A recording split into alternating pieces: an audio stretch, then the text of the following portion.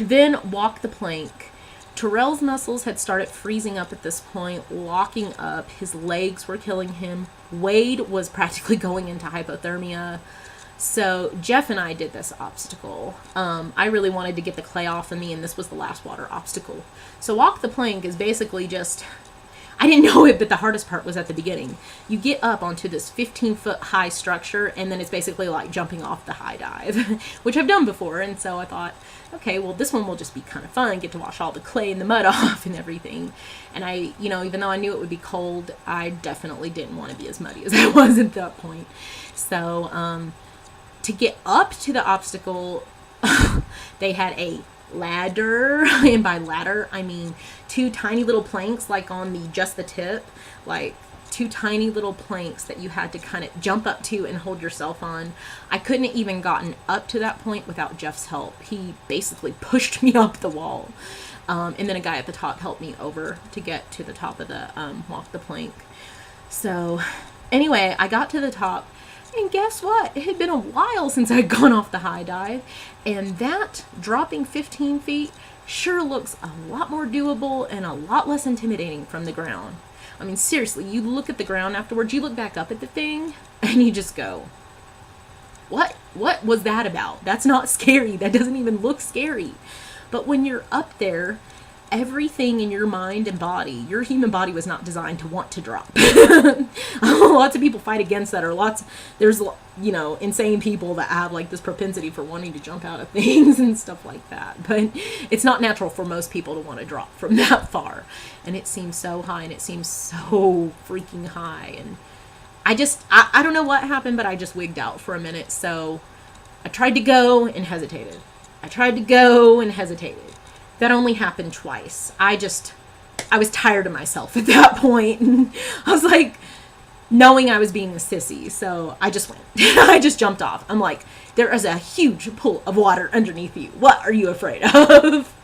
So I just jumped off of that thing. And it was awesome. The water actually wasn't that cold because we had been in the wind for so long that even though the water wasn't designed to be warm, it felt warm.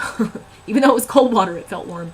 The thing is, coming back up, it just seemed like I was never reaching the top again because I hit so deep, and I can't tell you how deep the pool was or how deep I went, but it just felt like I was never going to come back up. I don't know, but eventually I surfaced and crawled back out. I was feeling good after that.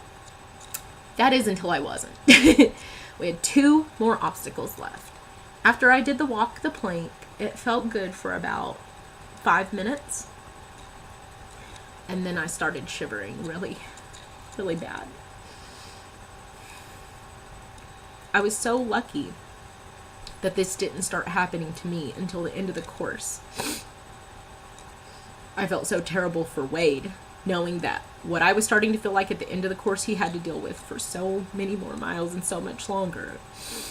He is a true boss, and he has my true respect for making it that far and not giving up. Because at the end, the only thing that kept me from not giving up was the fact that we were almost there. We had 2 more obstacles. But I started shivering really bad. Anyway, our last 2 obstacles, we made it to Everest, which is the big, I want to say 12-foot, maybe it's 15-foot, 12 or 15-foot high wall, like kind of like a skate park bowl that you run up, and then there's people that catch you, offer their arms at the top, that catch you, other mutters that do that and help pull you to the top. I actually had started graying out a couple of times. I wasn't blacking out, but things were kind of fading over my eyes, and I didn't have any muscle control.